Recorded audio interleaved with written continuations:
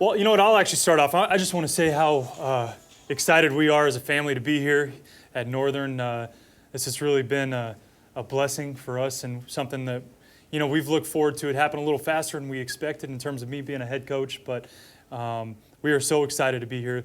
You guys as a community, not just here at Northern, but the community in the town of Havre has just opened their arms to us and been completely welcoming to us, and we greatly appreciate that. And that's part of the reason we're here. I mean, we're here because of you guys and the people of this town, and we see potential in this town. We see potential in this university and this football program. So, and with that said, I wouldn't be here without my wife, and our daughter's not here today. She wouldn't be sitting still here in front of us. She's 10 months, yeah, you can imagine. But I wouldn't be here without my wife and the sacrifice that she's gone through over the years and the different cities we've moved to and the many different jobs that she's had to do, and just greatly appreciate her and everything she's done. So love to welcome any questions you guys have for us or have for me. I don't think you have a mic, but you can ask me any questions from here on out. So thank you.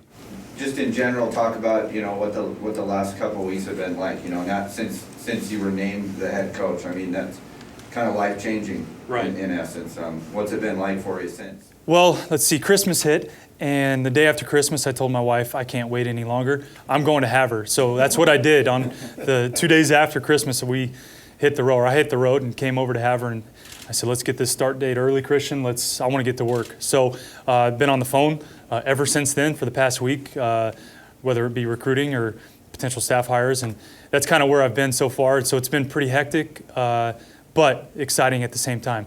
Just getting organized, getting the foundation built from here on out, and that's where it's going to start. Make sure we have a strong foundation on how we're doing things, my philosophy, making sure that we can implement everything I want to do and hit the ground running. Okay, I don't want to waste any time with these guys, and I think I've talked to a couple players that are in town, and I think they've got the same sense. It's how can we get this thing going as fast as possible? We need to take advantage of the time we have, and so that's what I'm doing right now is really just building that foundation, make sure everything, our ducks are in a line, and we're ready to go. So. When you get the entire team back here and you sit down and talk with them, what is it you really want to impress upon them from your point of view as taking over this program with the group that'll be back and you hope comes back? Yeah, I think it's going to come down to taking care of the details, and I've talked about and taking care of the process. It's funny, I talked about that in the interview, and that was something I believe in, again, something that was instilled in me. But I heard Coach Saban say it last night in an interview that he did with ESPN, and it's true. It's taking care of the process. Rarely does he talk about wins and losses. A lot of it is just taking care of the day-to-day process, and that's what I'm going to make sure that we instill. I've got a standard, and I call it my standard of excellence, and we've got a core set of values that we're going to instill, and we're going to take care of those things first. And, that starts with winter conditioning right from the get-go. Every single day we're going to uphold ourselves to the standard. We're going to take care of the process, take care of the details, and eventually the score will take care of itself. I don't know how long that's going to take, but I know for one thing we're going to take care of the process, and that's one thing that's going to be instilled in these guys. And to me, that's how you build a winning culture. It's let's take care of the details. What are we doing today to get better? That's all we can control. Let's do it.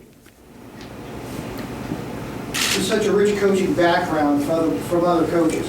Coach Harbaugh, Coach Sarkisian, all these people who have been around, who have taught you so much, and you've learned it and brought it with you. What did you bring from those experiences that you can highlight for us? I mean, there's so much to know and so much to learn and so much to continue to learn each and every day, but what do you hope to bring from those experiences? I think each guy, and again, I'm not Coach Harbaugh, I'm not Coach Sark, I'm not Coach Carragher. I want to make sure I'm myself, and that's one thing that I've been taught from those guys. But, you definitely take a piece from each of those guys, and Coach Harbaugh, the intensity, the enthusiasm, what he calls enthusiasm unknown to mankind. and he really lives that. He believes that in everything he does, and the passion and the work ethic it takes to be great each day in and day out. And, Coach Sark, from his X's and O's mindset, I learned so much offensively from him. Even as a graduate assistant, I took in everything that he taught and how he manipulated a game and took a game and was able to make adjustments halftime. All the X's and O's from him, and then Coach Carragher, who's been really a huge influence not just on me but our family, from playing with him and coaching for him and coaching for him again at San Jose State, and just the family atmosphere that he brought to our teams. I think that's what I took from him more than anything, and how he brought together all types of different personalities and really put us all together towards one common goal. So, every guy I think is a little bit, I'm able to take a little bit from each guy, and that's what's important, I think, when you're finally put into a leadership position like I am. So, and again, while still instilling my own core values and keeping my own personality with the team. What's your frustration level? Frustration? Zero. I'm just excited to be here. I'm an energetic guy. I can't sleep. It's just one of those things. I come in and, and she's like, really, are you getting up this early? And it's, New Year's Day or whatever, or day after New Year's. And, I just want to get here and I want to get things going. So she's got to tell me to calm down sometimes, and that's, how it is. So frustration level is zero. I mean, let's go. There's challenges, but that's, accept those challenges. And to me, sometimes it's about changing the perception of things. Sometimes there's a perception of a place or of a university or a football program just because there's challenges. To me, that's just one more hurdle. Let's get over each hurdle one day at a time, and then let's try to make it better. And that's what I'm here to do. It's there's going to be challenges, but let's go. Let's face them, and eventually it's going to make us better anyways.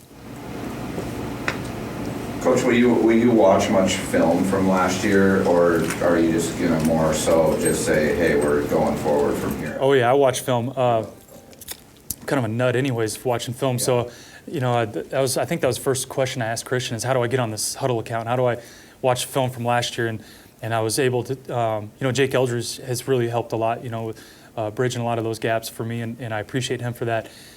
So I was able to get the huddle account, and I think it was the day before Christmas. I told you I was going to give you Christmas Eve and Christmas, but 2 days before Christmas, I was watching film, and I wanted to see personnel-wise. I think just in evaluation of recruiting, I think it's important to know what you got, what's coming back, and then just see, what depth we need to fill, and where there might be holes, and where we need to adjust certain things. And so, yeah, I've watched the entire season, and excited about the guys that we have coming back. I really am. There's potential here. It excites me. It's more than I thought, if I'm going to be blunt here, and more talent and ability than I thought. So I'm excited about that. Now we need to cultivate and continue to build, with what we got, and continue to recruit as well. And hopefully, we're not playing with too many young guys, but bring in some guys that can help us next year as well. So. With you coaching in Libby, you've got to know a few of the Montana coaches, obviously. Yes. So have you been able to have a little outreach with some of them? Yeah, a couple guys down in Billings especially, just small world, having Christmas. Our neighbor's brother-in-law coaches at Billings West. So we went over and had Christmas with them, and of course I was recruiting on Christmas without telling her, I've had a chance to reach out to some people, and it's amazing the connections in Montana is a small world, and I figured that out in the last year that we've been here is everybody knows everybody, and everybody seems to know my father-in-law too. So I've had connections through obviously through coaching, but through family ties as well, and reached out to a lot of different coaches. So I'm excited to get out and show my face to a lot of these guys in the state, and let it be known that we're here to recruit the state and get the best players out of here.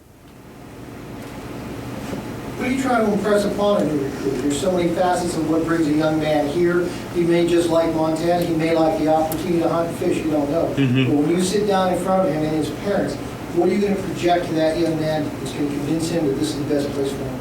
Yeah, I think there's a couple things. I totally preach, obviously, the education. So we're student athletes, right? We're cultivating student athletes. After 4 or 5 years, a lot of these guys will not play football.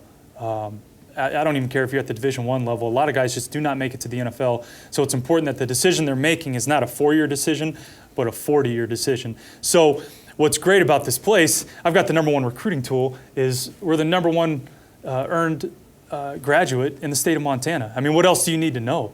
It obviously depends on what you're trying to study, but I think the education here is top-notch in the state of Montana. So especially with an in-state kid, I think that's going to be huge. But beyond just the education, I think the vision of the program, and I've talked a lot about it with Mr. Kegel and with Christian as well, the vision of this program is a bright future. I think we've talked about stadiums, we've talked about new locker rooms, all kinds of stuff. I think the vision for this place is we're here to compete in this, not only compete in this league, but to win this league. And that's what I'm here to do. I'm not just going to, and I don't know how long it's going to take, but we're here to fight to win this conference, the Frontier Conference. So I think once they understand that and they understand my core values and my goals and how we're going to do that, along with, again, what we're trying to do on campus and what you can get in terms of an education, I think, why not? Why not us? Why would you not go to Northern? You know, I think that's, eventually I want that question to go through their mind is, why would I not go to Northern? So, and I think there's enough talent here. You know, not everyone is going to play for the Grizz, not everyone's going to play for the Cats. We got to convince the rest of those guys, you know, that they're going to be Northern Lights. And that's what we're trying to do. Who are you taking, Bama or Georgia? That's a good question. It's hard to go against Nick Saban. I mean, he's, to me, the greatest coach of all time. So that's a hard one to go against. I think he's something like 11-0 against guys that he's coached with, you know, in terms of playing against him. So I'm going to go with the odds. I'm going to go with Nick Saban, Alabama. Super Bowl later. Yeah, Super Bowl, yeah. I couldn't tell you. Yeah. I know you've done this many times with coaching jobs and things, but this time he's a head coach, so what's that like for you, and how excited are you to be, you know, here in 30 below? It's a little shocking, the weather, but no, I'm really excited for this new adventure, and obviously for my husband, he has a vision and he's incredibly driven and he's gonna be successful wherever he is. And so I'm really excited to give him the opportunity to lead a program. So yeah, it'll be wonderful for our family to be here in Havre, and the community so far has been amazing, and reaching out and everyone just has been so helpful. So I'm really excited to be a part of a community like that. We have a game tonight at 6. Do you have any basketball? I don't know that you want me to play basketball, maybe volleyball. But There's no maybe about the volleyball, yeah. Let it be known, since I'm on camera, this is the better athlete of the two. So we've got a daughter that's got a 50-50 chance of being a great athlete, and it's obviously the 50% on her side. So. Official. Sorry. It's not official until they throw the hat on. Actually, one of my hats. I appreciate it. Yeah. Well, thank you.